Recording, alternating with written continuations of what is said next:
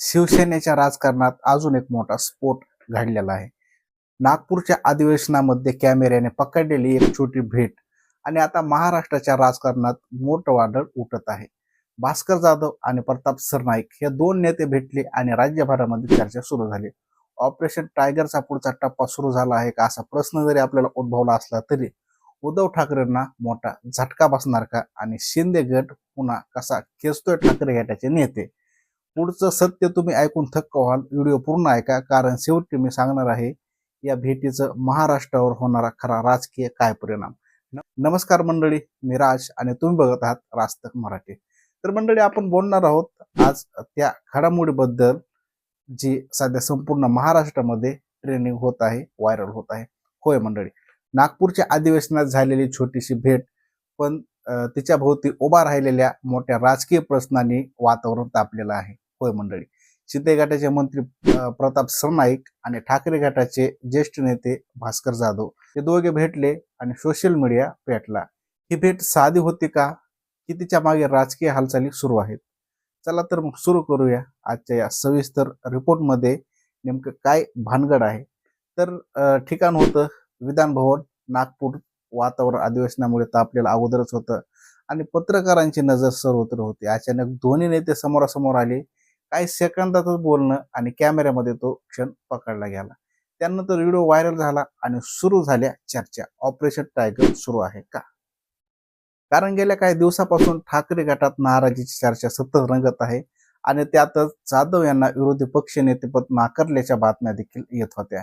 यामुळेच या भेटीचा अर्थ अधिक गंभीर वाटायला लागला. तर तसं बघायचं झालं, प्रताप सरनाईक काय म्हणाले आणि त्यांचं काय म्हणणं येत आहे, तर त्यांचं म्हणणं असं येत आहे की यात राजकारण काहीही नाही. भास्कर जाधव यांच्या मतदारसंघातील एसटी सेवा विषयावर चर्चा झाली. आमदार हा जनतेचं काम घेऊन मंत्र्याकडे येतोच, पण त्यांनी एक वाक्य बोलून दाखवलं, ऑपरेशन टायगर सुरूच आहे. आणि इथेच निर्माण झाला तो मोठा प्रश्न. जर भेट निरपेक्ष होती तर ऑपरेशन टायगरचा उल्लेख का? आणि दुसरीकडे बघायचं झालं तर उदय सामंत यांनी जो दावा अगोदर सांगितला होता, त्यानं सुद्धा वातावरण भेटलेलं आहे. उदय सामंत यांनी आधीच काही दिवसापूर्वी म्हटलं होतं की उद्धव ठाकरे कधीच भास्कर जाधव यांना विरोधी पक्ष नेतेपद देणार नाहीत किंवा होऊ देणार नाहीत. हे वक्तव्य म्हणजे ठिणगी आणि आता नागपुरातील भेट म्हणजे त्या ठिणगीवर टाकलेलं तेल. यामुळेच प्रश्न उपस्थित झालाय की जाधव नाराज आहेत का, ते नवीन राजकीय पर्याय निवडीत आहेत? ठाकरे गटाची तात्काळ प्रतिक्रिया नेत्यांना, परंतु ठाकरे गटाचे जे नेते आहेत त्यांना थोडी सावरासावर केलेली तर बघायला मिळत नाही. अंबादास दानवे यांनी जबरदस्त प्रत्युत्तर दिलं, भास्कर जाधव हे पद लालसेचे नेते नाहीत. तर दुसरीकडे मंडळी, जे ठाकरे गटाचे नेते होते अंबादास दानवे यांनी तत्काळ आपली प्रतिक्रिया दिलेली आहे आणि जोरदार प्रत्युत्तर दिलेलं आहे. भास्कर जाधव हे पद लालसेचे नेते नाहीत, ते जनतेशी जोडलेले आहेत. उदय सामंत यांना खुर्ची दिसली की ते धावत जातात, तसे आमचे भास्कर जाधव नाहीत, असं त्यांनी वक्तव्य केलं होतं. आणि लगेच त्यांना आपल्या गटाकडून म्हणा किंवा आपल्या ठाकरे गटाकडून त्यांना प्रतिक्रिया दिलेली आहे. या प्रतिक्रियेतून काय दिसतं, तर ठाकरे गटात अंतर्गत तणाव आहे आणि तो लपवण्याचा प्रयत्न सुरू आहे, हे तर आपल्याला स्पष्ट दिसून येतो. बरं मंडळी, ऑपरेशन टायगर नेमकं नक्की काय भानगड आहे, थोडे आपण जाणून घ्यायचा प्रयत्न करूयात. तर 2022ला शिंदे गटाने 40 आमदार घेऊन गुवाहाटीला जाऊन जे 40 आमदार घेऊन फोडले होते. मग त्यानंतरही महाराष्ट्रामध्ये चर्चा जोर धरू लागली की दुसरी लाट कधी येणार. शिंदे गट कोकणात आपले पाय अधिक घट्ट करीत आहे आणि ठाकरे गटात मोठी वरिष्ठ नावे नाराज असल्याच्या चर्चा देखील पूर्वीपासून आपण ऐकत आहोत. आणि आता जर जाधवांसारखे प्रभावी नेतेही भेटायला लागत असतील तर राजकीय वातावरणामध्ये कशा प्रकारे दरी निर्माण होऊ शकते हे काय तुम्हाला सांगायची वेगळी आवश्यकता नाही. ही भेट मध्ये ऑपरेशन टायगरचा पुढचा टप्पा आहे का? बरं मंडळी, तुम्ही खरंच विचार केला आहे का, भास्कर जाधव जर ठाकरे गट सोडून शिंदे गटामध्ये गेले तर याचा काय परिणाम होईल? तर याचा सगळ्यात मोठा परिणाम ठाकरे गटाला प्रचंड मोठा धक्का बसेल. कोकणामध्ये उद्धव ठाकरेंचे समीकरण बिघडेल आणि शिंदे गटाच्या पाय अधिक मजबूत होतील. शिवसेनेतील सत्ता संघर्ष निर्णायक वळणावर येईल.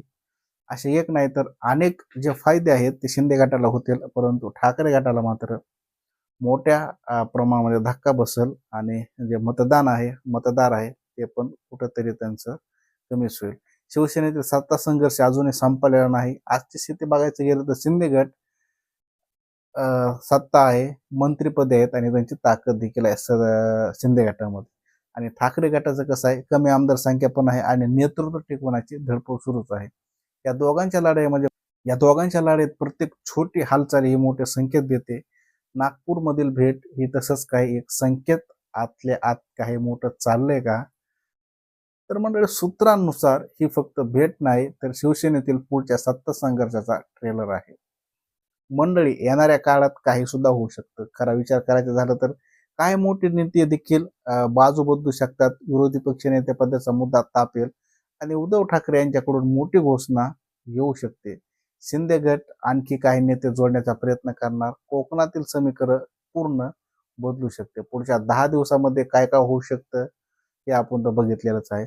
परंतु मंडळी, महाराष्ट्राचं राजकारण म्हणजे एका मिनिटाला बदलण्याचा खेळ आहे.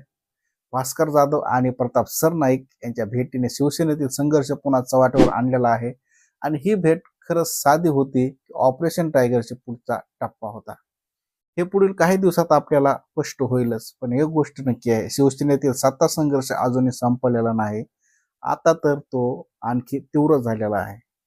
मंडळी, तुम्हाला काय वाटतंय नक्कीच कमेंट करा. शिंदे गट जे पुन्हा अजून उद्धव ठाकरे यांचे आमदार खिचत आहेत, खासदार खिचत आहेत. एकनाथ शिंदे पुन्हा एकदा उद्धव ठाकरे यांचा टप्प्यात कार्यक्रम करणार. उद्धव ठाकरे यांचं पारड जड जाणार.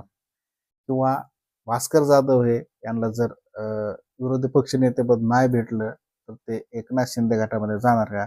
नक्कीच कमेंट करायला विसरू नका आणि बघत राहा राजतक मराठी. आणि व्हिडिओ आवडला असेल तर लाईक करा, शेअर करा आणि अशाच राजकीय विश्लेषणासाठी आपल्या चॅनलला सबस्क्राईब करा.